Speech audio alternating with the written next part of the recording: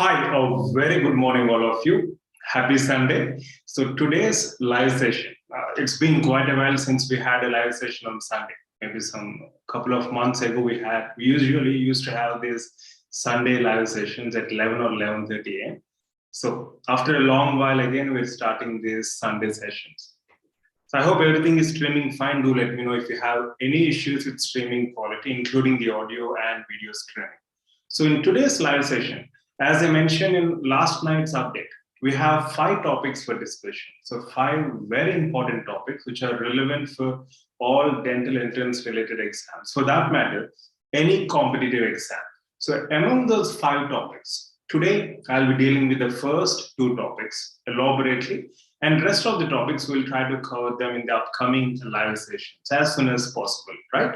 So I hope you guys are all ready. I hope you woke up just now, or at least you're in the process of waking up as it is Sunday. Let's go ahead without further delay.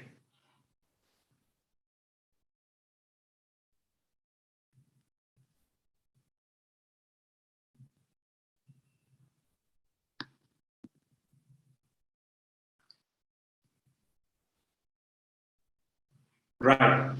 So very good morning once again. Hi, Kavita. Hi, Rishikesh, Himanshu, Trilok, Sonia.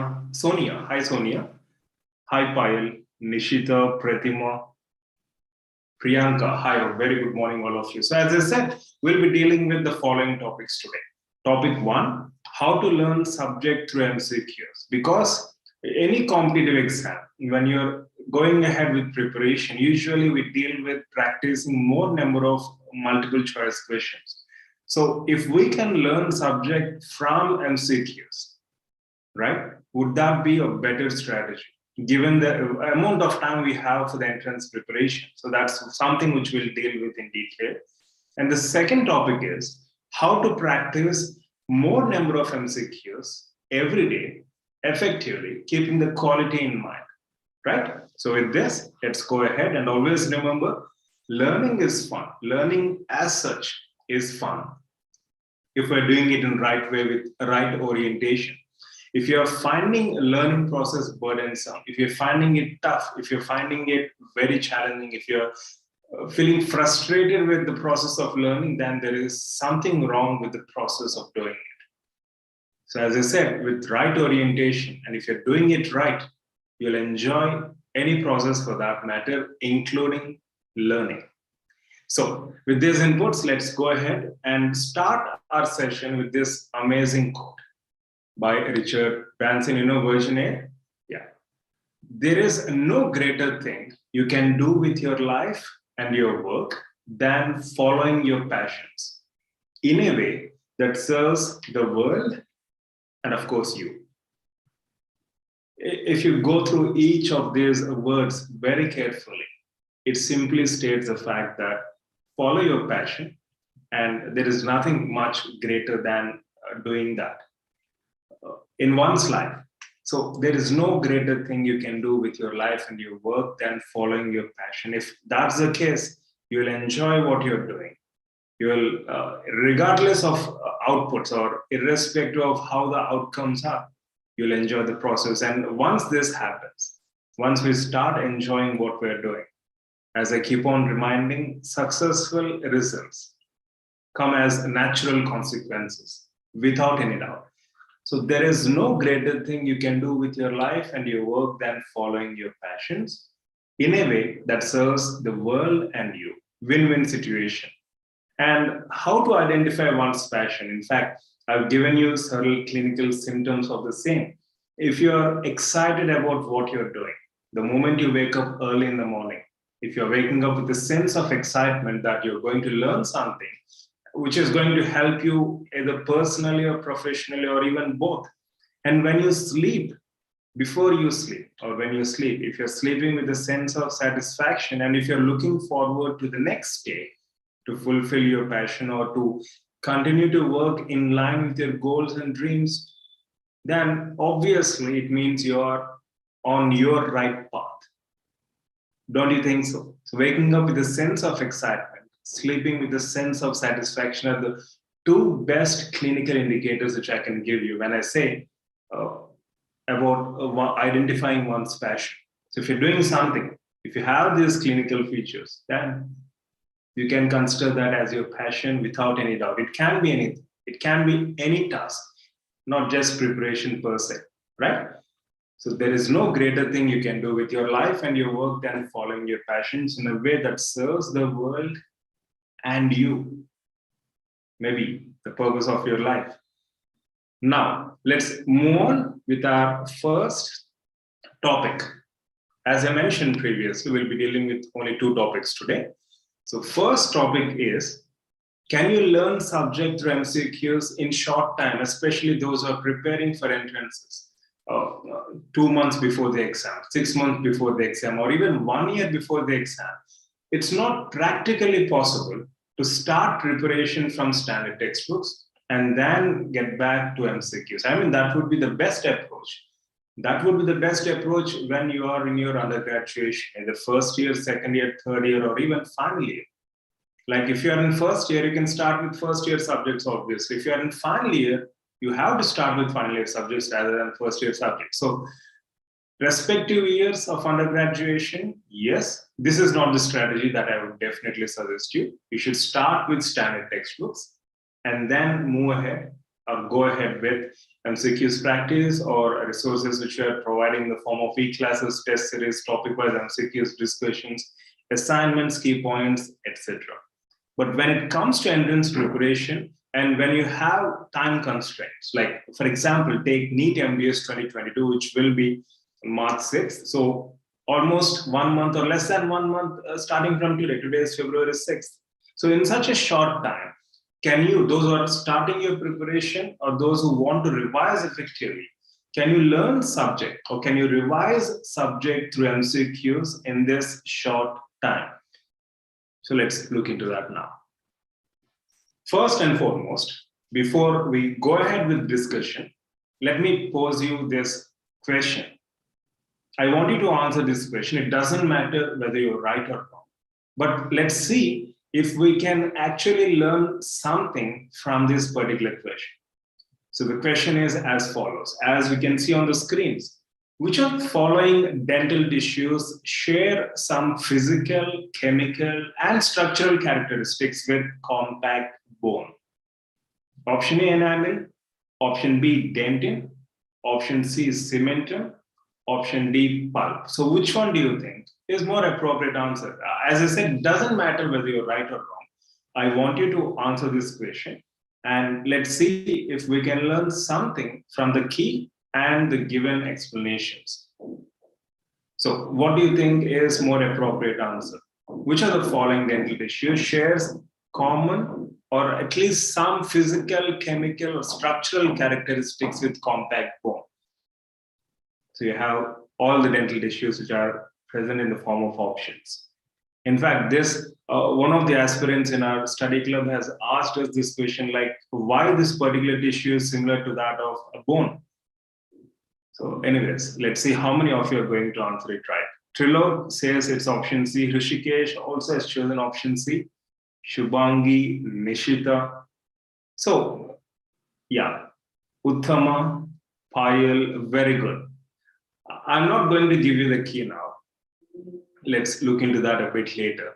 But in the process of answering this question, you should be familiar with the physical, chemical, structural characteristics of not just the right answer, but also of that of bone and various other options. Only once you have this comprehensive understanding of these physical, chemical, or structural characteristics of all these tissues, including that of bone, then only then you'll be able to answer this question.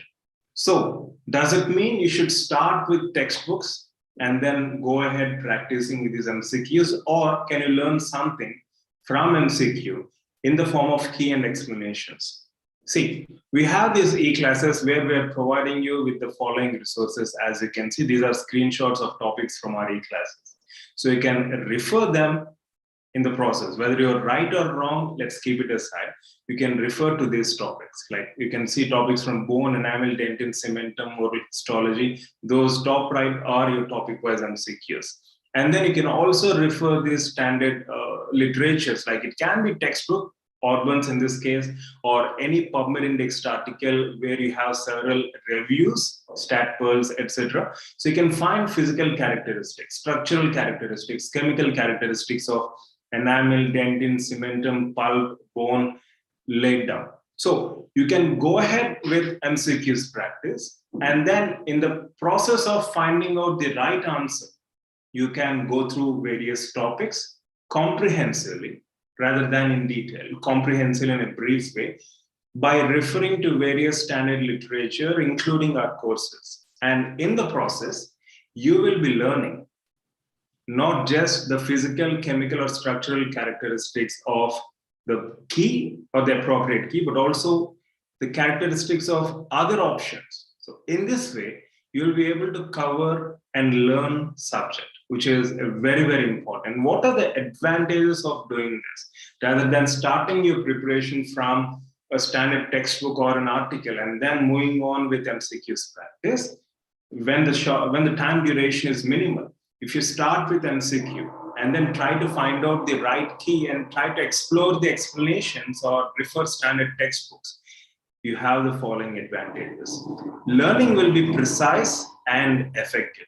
So you can learn in a very precise way, and this is very effective because you're not going on dealing with the rest of the topics which are given in your textbook. So only those topics which are relevant for your question, you'll be going through them in these standard textbooks or in our courses. So learning will be precise and effective. And the second thing is, you'll have the satisfaction of practicing MCQs simultaneously. Don't you think so? So you're learning subject, but you're starting with MCQs, so you'll have that satisfaction that yes, you're practicing MCQs, which is very important. In fact, the most important task right before the entrance. Given the amount of time you have, the more number of MCQs you practice, the greater will be the confidence, and also this will this will not allow you to refer to the entire textbook literature. So in the process, saves time as you're being precise and you're just sticking on to that particular topic which has been posed in that particular MCQ. So you have the following advantages of starting your preparation from MCQs and then trying to explore the explanations a bit in detail via standard references or standard textbook. So learning is precise and effective. Satisfaction of practicing MCQs simultaneously, and this entire process saves time and enhances confidence.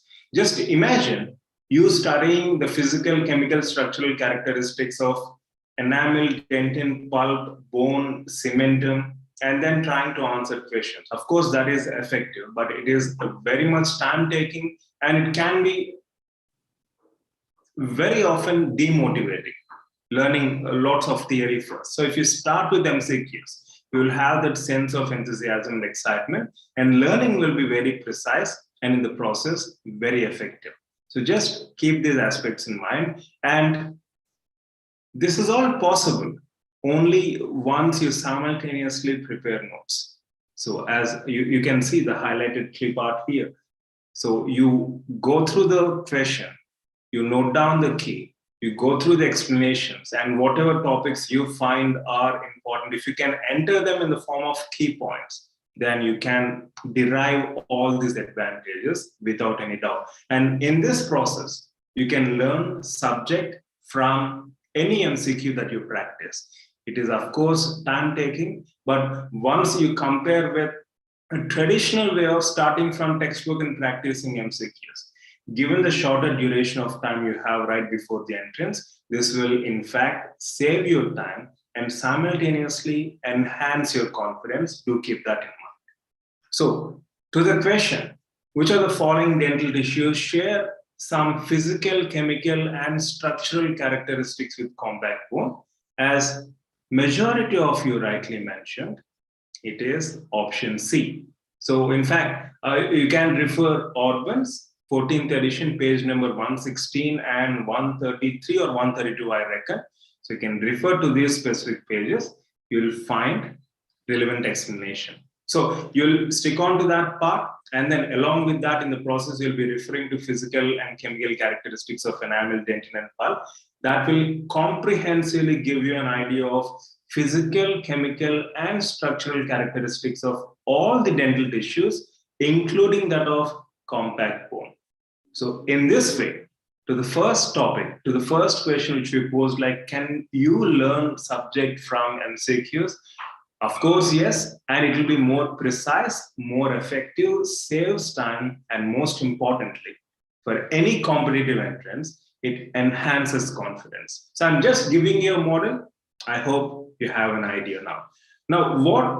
So when I say dental tissue that shares physical, chemical, structural characteristics, compact bone, you said, most of you rightly said, it is cementum. But in what way does cementum actually differ from a bone? So again, as mentioned in standard literature, cementum, human cementum in specific, is avascular and it is non-innervated. So the advantage of going with this retrograde style of preparation, that is learning from MCQs in the form of explanations by referring standard literature, is that you will come across several additional new interesting points, which makes the learning process even more fun and enjoyable.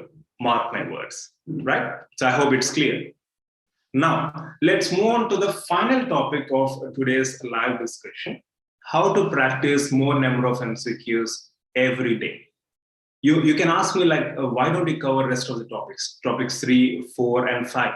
As I said, the reason is we will make sure that we're not extending this discussion for more than 20 or 30 minutes per se, because only till then we can, you guys can have peak concentration potential. After that, it usually becomes diluted. So we have restricted ourselves to 2 topics this live session. So topic 2, so I hope it's clear with whatever topic I have mentioned prior. And if you need any further clarification or any assistance in that regard, feel free to contact through mail 24/7. Now, coming to second topic, how to practice more number of MCQs every day. So is that possible to practice more number of MCQs in an effective manner? When I say practicing more number of MCQs, I see some of them trying to practice 1,000 MCQs, 2,000 MCQs, 3,000 MCQs. I mean, that's fine, as long as you are keeping the quality in mind. So here are some inputs from my side regarding how to increase the number of MCQs you're practicing every day in an effective manner, not just the quantity, but also keeping the quality in mind. So I would suggest you to consider this as a model cycle, which I'll be presenting now. And this model cycle is based on number versus time. That is the number of MCQs you practice in a time-dependent manner. So it's like setting target. For example, as you can see in this particular slide, you can set yourself a target of, I'm sorry, by mistake, I think I pressed the slide twice. Yeah, we'll get back to this. So as you can see, the model cycle, you can set yourself a target of 10 MCQs in 10 minutes, or 15 MCQs in 10 minutes, or maybe 20 MCQs in 10 minutes. When I say this, it means you have this test series MCQs, you might have submitted them, and you have all the questions with you online. So all you need to do is set yourself a target of revising these MCQs in a stipulated period of time. Like, for suppose, you take a piece of paper and then you'll try to look into all the questions and try to write down the key. Like, for example, first question, the answer could be option C. Second question, it could be option B. Third question, fourth question, 10th question, 14th question, likewise, 15th question, option C. So you'll spend around 10 minutes, for example, in this model cycle, to note down, to identify key to 15 questions. After that, you'll be cross-checking the key for maybe hardly 1 to 2 minutes. In 1 to 2 minutes, you'll know what is right answer and what is wrong answer by cross-checking with the given key. And then analyzing your mistakes for 5 to 10 minutes. In fact, it can vary. It can be even 10 to 15 minutes, or even 2 to 3 minutes, or 5 to 10 minutes. So this entire task to practice 15 MCQs and to analyze your mistakes in the process takes a minimum of 25 to 30 minutes per cycle. So this time duration can actually vary from each of you, from each aspirant. One of you can do it comparatively fast. Some of you can do it slow. It depends on your own customized pace. But in a given cycle, if you set yourself a time target, like I should practice this 20 MCQs in 10 minutes or 100 MCQs in 1.5 hours, I would suggest you to make sure that you're setting your target to minimum extent possible. So 15 MCQs would be encouraging for you to do rather than 150 MCQs at a stretch. So you can minimize it, you can break down and then proceed accordingly. Like you can practice 15 MCQs in 10 minutes, check the key. Don't check the key after each question, rather check the key after completing the given number of MCQs. It can be 10 or 15. So cross-checking the key for 1 to 2 minutes and then analyzing the mistakes for at least 5 to 10 minutes. Or it can be even 15 minutes, depending upon the extent of mistakes or the number of mistakes you have committed.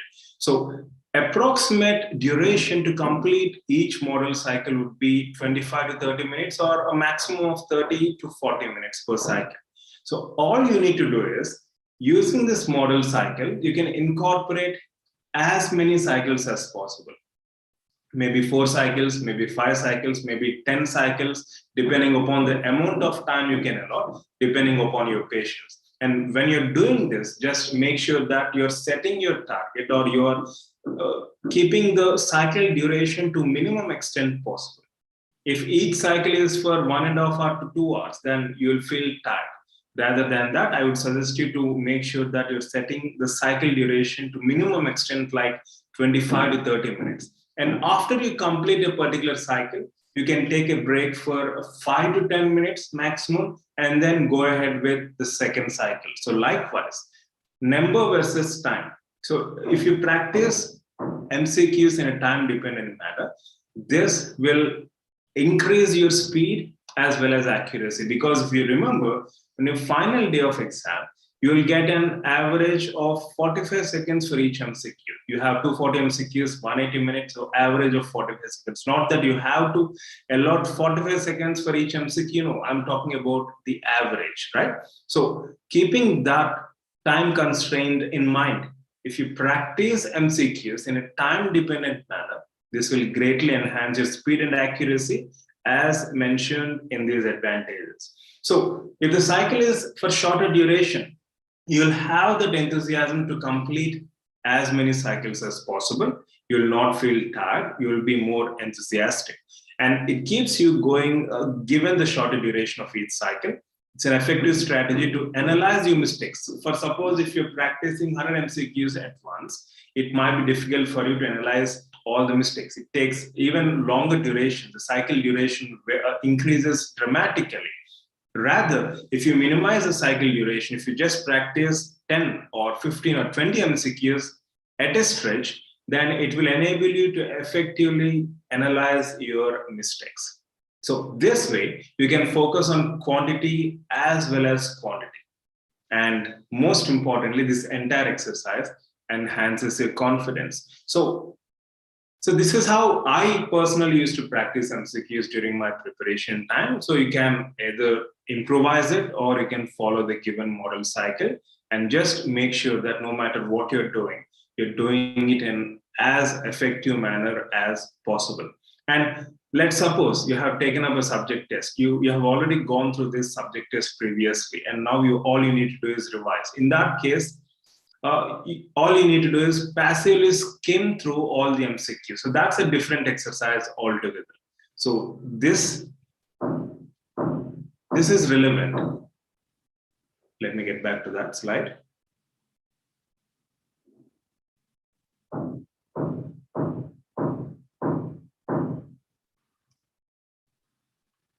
No, I'm sorry, my presentation is stuck.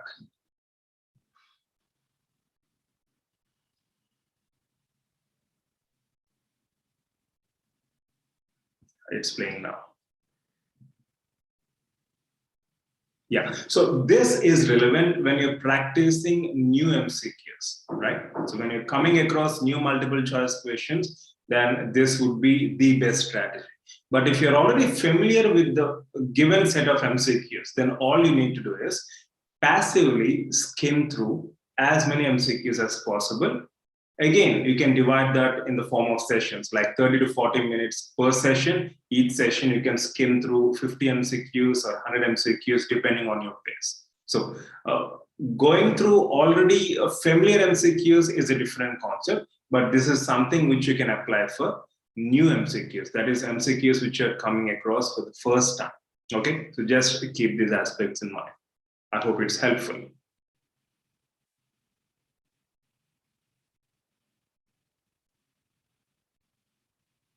And coming to the rest of the topics, so we have the following topics like topic 3, how to prepare notes in a short and crisp manner.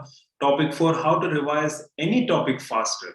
And topic 5, how to create an effective daily schedule to boost your preparation. These are the things which we'll deal with in detail in the upcoming live sessions. So let me summarize all that we have discussed so far. So first and foremost,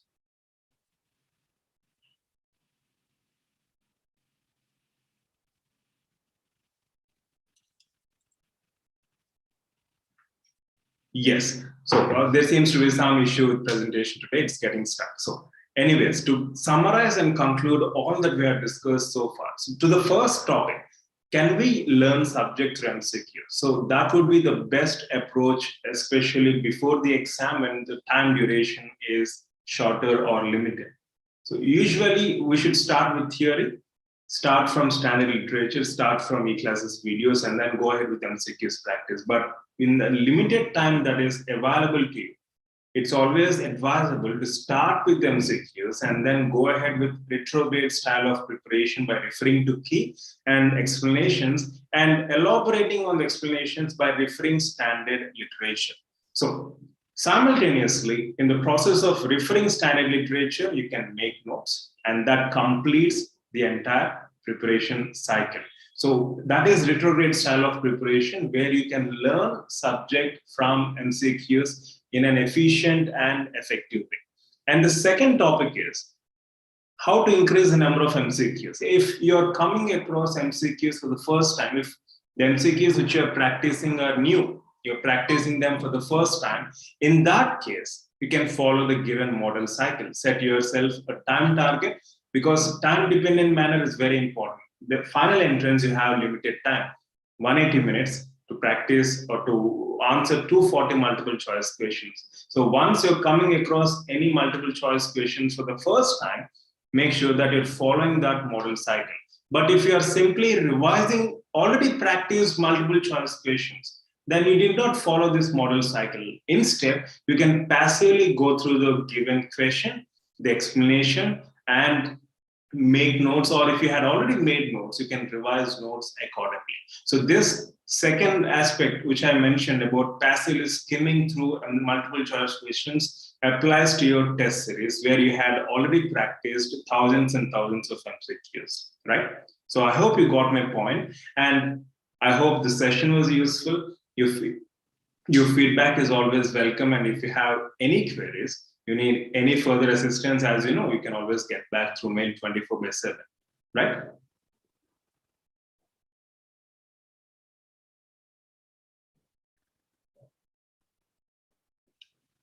Yes, so let's conclude our live session. And once again, before I conclude, all I would suggest to you is to be strong and do not get carried away by any negativity whatsoever. There will be challenges in the process of preparation, and I'm confident that you'll overcome them with ease, and just believe in yourself.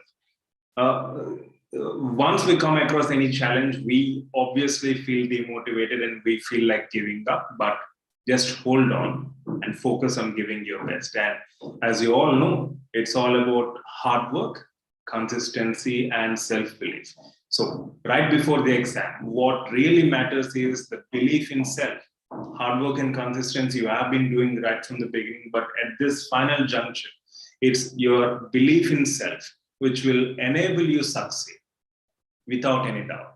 So no matter how much you worked hard and no matter how much consistent you are, if you're afraid, if you're not confident about your performance, then it's only going to harm you more. So do not let that happen. So for any personal guidance, feel free to contact us through mail 24/7. So wish you all a happy Sunday, and I'll see you again tomorrow night at 9:30 p.m. in our next week's case-based discussions. Right? We'll come up with a schedule. We'll come up with an update very soon.